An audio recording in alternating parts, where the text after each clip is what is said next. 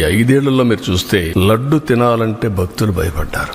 తిరుమలకు రావాలంటే భక్తులు సందేహించే పరిస్థితికి వచ్చారు.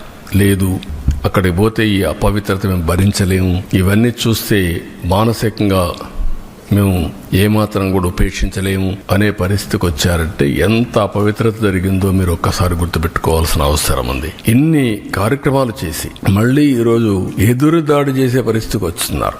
అంటే దీన్ని కూడా డైవర్ట్ చేయడానికి ఎప్పుడు కూడా నేరస్తులు చేసే పరిస్థితి ఏంటంటే ఒక ఇష్యూ వస్తుంది, దాన్ని డైవర్ట్ చేయాలి, దాన్ని డైవర్ట్ చేయడం, లేకపోతే ఏదో ఒక విధంగా దాన్ని స్తంభింపజేయడం. ఇది ఒక పద్ధతి ప్రకారం పెట్టుకొని చేస్తున్నారు. ఇది మంచి పద్ధతి కాదు. మళ్లీ అపీల్ చేస్తున్నా రాష్ట్రంలో ఉండే ప్రజలందరినీ, మేము ఒక సాధారణ భక్తులుగా ప్రతి ఒక్కరికి తెలియజేసే బాధ్యత మాది. బాధ్యతలో ఉండే ప్రభుత్వంగా ఇలాంటి తిరిగి జరగకుండా పవిత్రతను కాపాడడానికి ఏ చర్యలు తీసుకోవాలని అన్ని చర్యలు తీసుకున్నాం, ఇంకా తీసుకుంటాం. అదే మరి దోషులను కూడా అన్ని విధాలా శిక్షించడానికి అన్ని చర్యలు తీసుకొని ముందుకు పోతాం.